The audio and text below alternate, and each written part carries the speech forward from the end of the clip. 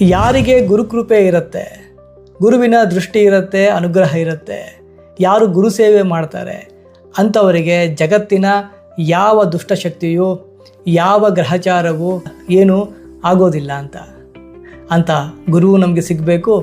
ಅಂತಹ ಶರಣಾಗತಿ ಇರುವ ಶಿಷ್ಯರು ಕೂಡ ನಾವಾಗಿರಬೇಕು. ಈ ಗುರುಪೂರ್ಣಿಮೆ ನಿಮ್ಮ ಗುರುಗಳ ಅನುಗ್ರಹವನ್ನು ಪಡ್ಕೊಳ್ಳಿಕ್ಕೆ ಪ್ರಶಸ್ತವಾದ ಸಮಯ.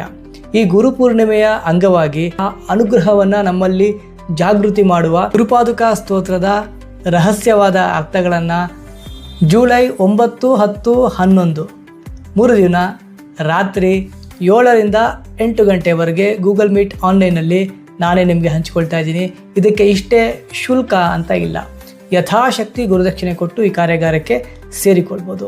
ಈಗಾಗಲೇ ಸ್ಥಳಾವಕಾಶಗಳು ತುಂಬ ಕಡಿಮೆ ಇದೆ. ತಕ್ಷಣ ಈ ದೂರವಾಣಿ ಸಂಖ್ಯೆಗೆ ಕಾಂಟ್ಯಾಕ್ಟ್ ಮಾಡಿ ನಿಮ್ಮ ರಿಜಿಸ್ಟ್ರೇಷನ್ನ ಮುಗಿಸಿಕೊಳ್ಳಿ. ಎಲ್ಲರಿಗೂ ಗುರುಕೃಪೆ ಇರಲಿ. ಶುಭ ದಿನ.